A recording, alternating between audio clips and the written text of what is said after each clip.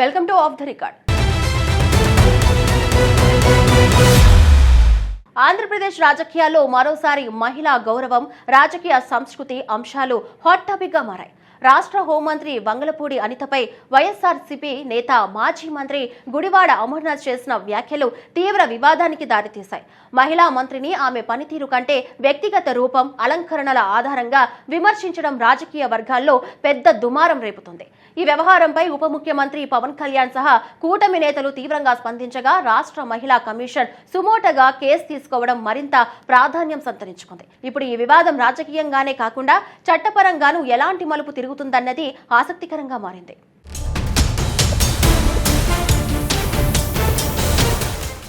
ఆంధ్రప్రదేశ్ రాజకీయాల్లో మహిళా నేతలను లక్ష్యంగా చేసుకుని జరుగుతున్న వ్యక్తిగత విమర్శలు తీవ్ర దుమారం రేపుతున్నాయి. వైఎస్ఆర్ కాంగ్రెస్ పార్టీ నేత మాజీ మంత్రి గుడివాడ అమర్నాథ్ రాష్ట్ర హోంమంత్రి వంగలపూడి అనితపై చేసిన వ్యాఖ్యలు వివాదాస్పదమయ్యాయి. శాంతి భద్రతలను పక్కన పెట్టి హోంమంత్రి కేవలం తన మేకప్, కట్టుబొట్టుపైనే శ్రద్ధ పెడుతున్నారంటూ ఆయన చౌకబారుగా విమర్శించారు. అంతేకాకుండా తాను మంత్రిగా ఉన్నప్పుడు వాడి వదిలేసిన బుల్లెట్ ప్రూఫ్ వాహనాన్ని ఇప్పుడు ఆమె వాడుకుంటున్నారు అంటూ ఎద్దేవా చేశారు. ఒక మహిళా మంత్రి రూపం, అలంకరణను లోకు చేస్తూ మాజీ మంత్రి స్థాయి వ్యక్తి ఇలా మాట్లాడడం రాజకీయ వర్గాలను విస్మయానికి గురిచేసింది. ఈ వ్యవహారంపై అధికార కూటమి శ్రేణులు, మహిళా సంఘాలు తీవ్రస్థాయిలో మండిపడుతూ రోడ్లపైకి వచ్చి నిరసనలు తెలుపుతున్నాయి. ఈ వివాదాన్ని రాష్ట్ర మహిళా కమిషన్ సుమోటాగా స్వీకరించి మాజీ మంత్రి గుడివాడ అమర్నాథ్కు సమన్లు జారీ చేసేందుకు సిద్ధమైంది.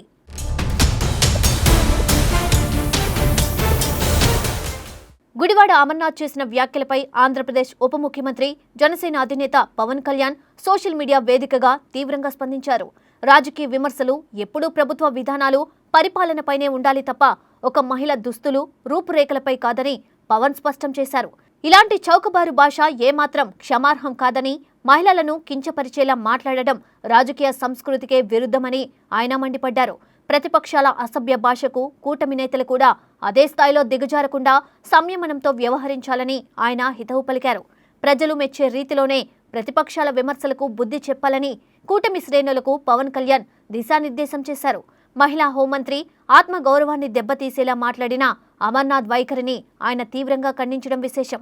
పవన్ కళ్యాణ్ చేసిన ఈ వ్యాఖ్యలు ఇప్పుడు రాజకీయ వర్గాల్లో మరియు సోషల్ మీడియాలో విపరీతంగా వైరల్ అవుతున్నాయి.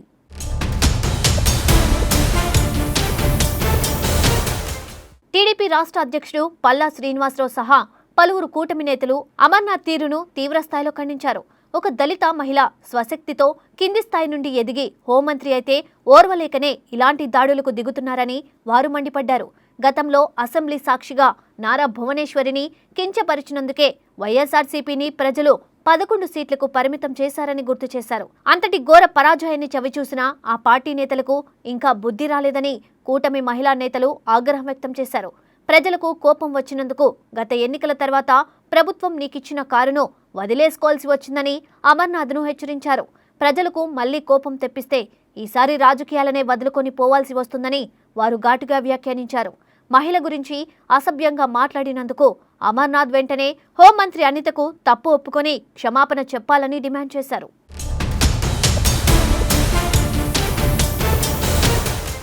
హోంమంత్రి వంగలపూడి అనితపై జరిగిన వ్యక్తిగత దాడికి నిరసనగా రాష్ట్ర వ్యాప్తంగా మహిళా సంఘాలు రోడ్లపైకి వచ్చాయి. మచిలీపట్నం, తిరుపతి, విశాఖపట్నం సహా రాష్ట్రంలోని పలు ప్రధాన నగరాల్లో తెలుగు మహిళా విభాగం నేతలు భారీ నిరసనలు చేపట్టారు. మాజీ మంత్రి గుడివాడ అమర్నాథ్ వైఖరిని నిరసిస్తూ ఆయనకు వ్యతిరేకంగా పెద్ద ఎత్తున నినాదాలు చేశారు. నిరసనల్లో భాగంగా అమర్నాథ్ ఫోటోలను కోడిగుడ్లు మరియు చెప్పులతో కొట్టి మహిళా నేతలు తమ తీవ్ర ఆగ్రహాన్ని వ్యక్తపరిచారు. రాజకీయాల్లో మహిళల పట్ల ఇలాంటి హీనమైన సంస్కృతిని ఎట్టి పరిస్థితుల్లోనూ సహించేది లేదని వారు హెచ్చరించారు. అధికారంలో లేకపోయినా వైఎస్ఆర్సీపీ నేతల అహంకారం తగ్గలేదని నిరసనకారులు తీవ్రంగా విమర్శలు గుప్పించారు. అమర్నాథ్ బహిరంగ క్షమాపణ చెప్పేంత వరకు తమ పోరాటాన్ని ఆపే ప్రసక్తే లేదని మహిళా సంఘాలు స్పష్టం చేశాయి.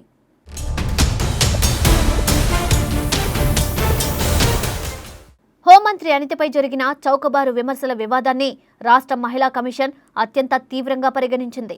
ఈ మొత్తం వ్యవహారాన్ని సుమోటోగా స్వీకరించి బాధ్యులపై చర్యలు తీసుకునేందుకు కమిషన్ రంగంలోకి దిగింది. రాష్ట్ర శాంతి భద్రతలను పర్యవేక్షించే హోంమంత్రి వ్యక్తిత్వాన్ని, ఆత్మగౌరవాన్ని దెబ్బతీసేలా మాట్లాడడంపై తీవ్ర అభ్యంతరం వ్యక్తం చేసింది. ఒక మహిళా ప్రజాప్రతినిధిని అలంకరణ, దుస్తుల విషయంలో లోగో చేయడం చట్టరీత్యా నేరమని స్పష్టం చేసింది. ఈ మేరకు మాజీ మంత్రి గుడివాడ అమర్నాథ్కు త్వరలోనే అధికారికంగా సమన్లు జారీ చేయాలని కమిషన్ నిర్ణయించింది.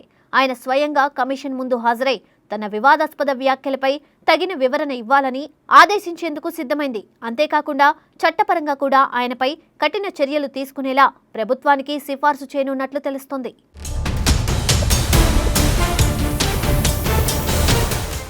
ఏపీ రాజకీయాల్లో గత కొన్నేళ్లుగా వ్యక్తిగత దూషణలు మితిమీరిపోతున్నాయనే విమర్శలకు ఈ ఘటన మరో ఉదాహరణగా నిలిచింది. ఒక మహిళా హోంమంత్రి వ్యక్తిగత ప్రాధాన్యతలను విమర్శల పరిధిలోకి తీసుకురావడం ద్వారా గుడివాడ అమర్నాథ్ స్వయంగా డిఫెన్స్లో పడ్డారని పలువురు రాజకీయ విశ్లేషకులు అంటున్నారు. ప్రజా సమస్యలపై పోరాడాల్సిన పోయి రూపకల్పనను విమర్శించడం రాజకీయంగా వైఎస్ఆర్సీపీకి పెద్ద మైనస్గా మారిందని చెబుతున్నారు.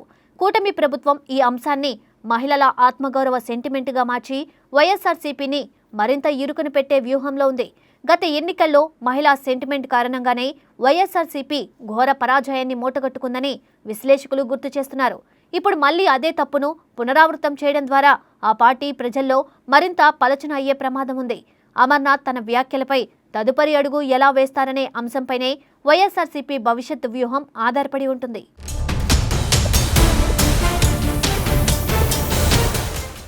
సమాజంలో ఎంతటి ఉన్నత స్థానానికి ఎదిగినా మహిళలకు వ్యక్తిగత విమర్శల నుండి రక్షణ కరువైంది అనడానికి ఈ ఘటనే నిదర్శనం.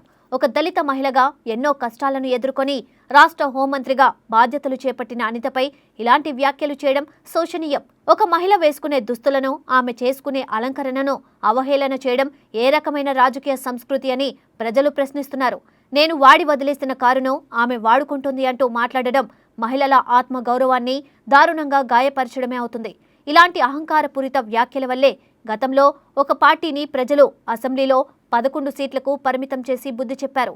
ఇప్పటికైనా రాజకీయ నాయకులు తమ కండ్లకు కమ్మిన అధికార గర్వాన్ని వీడి మహిళలను గౌరవించడం నేర్చుకోవాలి.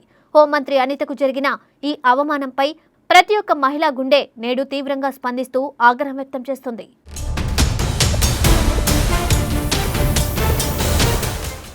అయితే ఈ వివాదం కేవలం విమర్శలకే పరిమితం కాకుండా చట్టపరమైన, రాజకీయపరమైన పరిణామాలకు దారితీసేలా కనిపిస్తోంది.